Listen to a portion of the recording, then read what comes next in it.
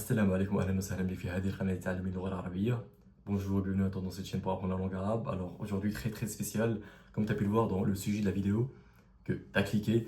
Aujourd'hui on va parler de quelques faits sur la langue arabe qui sont très intéressants et que je pense que tu n'en as jamais entendu parler. Je vais pas te faire une longue introduction, partons dans le vif du sujet, alors c'est parti. Alors premier fait intéressant sur la langue arabe, c'est que cette langue elle ne possède pas de majuscules comme tu as pu le voir. L'absence de distinction entre les lettres majuscules et les lettres minuscules permet à l'arabe d'avoir une distinction très particulière en vue de son orthographe aussi très unique. Cela offre un style particulièrement fluide et très simple dans l'écriture, la lecture et aussi la compréhension. Contrairement à certaines langues comme l'italien où c'est vraiment écrit en full majuscule.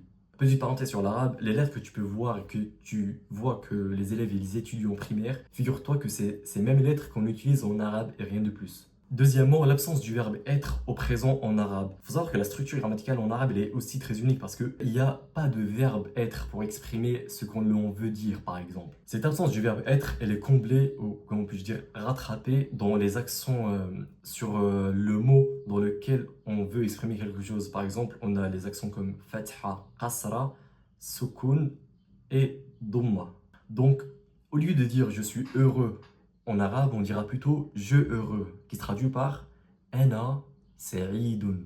Ana, moi, sa'id, heureux. Un revient à moi, sa'idun. Hiya sa'ida.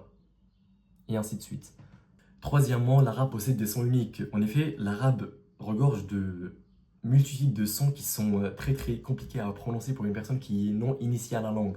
Par exemple, on a les lettres comme dhalun, ha'un, kha'un ou aynun et plein d'autres ensuite. Ces lettres, il faut savoir qu'ils n'ont pas d'équivalent en français, rendant ainsi la prononciation pour une personne qui est non initiée à la langue presque impossible de les prononcer du premier coup. Il faut vraiment s'exercer pour savoir les prononcer. Quatrièmement, et je pense que vous le connaissez tous, à part pour ceux qui n'ont jamais entendu parler de l'arabe, il faut savoir que l'arabe il s'écrit de droite à gauche, contrairement au français qui s'écrit de gauche à droite. Car oui, l'arabe il fait partie des rares langues qui s'écrivent de droite à gauche. On a par exemple le farsi, le farisi, on a aussi l'hébreu. Mais bon, c'est pas choquant quand on voit que certaines langues s'écrivent de haut en bas. Je citerai pas lesquelles, mais bon, passons. Sixièmement, l'arabe est la langue la plus parlée, c'est-à-dire il y a plus de 300 millions de locuteurs dans le monde, ce qui vraiment nous montre l'importance de la langue dans le monde et l'importance que lui attribuent les Nations Unies. Car en plus d'être une langue magnifique et vivante à la fois, elle est aussi considérée comme une langue internationale. L'autre particularité, vu qu'il n'y a pas de majuscules dans la langue arabe, il faut savoir que les lettres, elles changent si elles sont reliées à d'autres lettres. Et c'est pour cette raison que certaines personnes qui débutent la langue arabe ont beaucoup de mal à lire et à comprendre, car elles doivent encore se familiariser avec toutes les formes de lettres. Ensuite, l'arabe est la langue officielle dans plus de 20 pays dans le monde. Cette extension géographique nous montre à quel point cette importance de la langue, elle pèse dans le monde. C'est-à-dire, elle part du nord de l'Afrique jusqu'en Asie, au Moyen-Orient, pour dire une idée.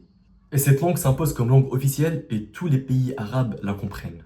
Et enfin, l'histoire de la langue, il faut savoir que l'arabe coranique a plus de 1500 ans dans l'histoire. Cette conservation de la langue au fil des générations nous montre à quel point elle est importante, en plus d'être la langue officielle aussi de l'islam. En plus, cette forme ancienne coranique nous donne une idée de comment l'arabe il était pratiqué, c'est-à-dire comment les gens parlaient de façon quotidienne l'arabe depuis le 6e siècle, il y a maintenant 15 siècles, c'est-à-dire plus de 1500 années. Mais bon, on arrive maintenant à la fin de la vidéo, mais sache que ces points, c'est vraiment les principales que j'ai pu trouver sur l'arabe et qu'il y en a beaucoup d'autres et que je pourrais aborder dans une autre vidéo si jamais vous êtes intéressé ou si jamais tu es intéressé par ces faits-là. Tiens-moi au courant. Et si jamais tu as aimé la vidéo, sache qu'il y en aura bientôt d'autres. Et si tu veux améliorer ou juste découvrir l'arabe, sache que j'ai fait des vidéos sur ma chaîne dédiées à ça, si tu veux y jeter un petit coup d'œil. Sur ce, merci d'avoir regardé jusqu'à la fin et on se retrouve à la prochaine vidéo. Ciao.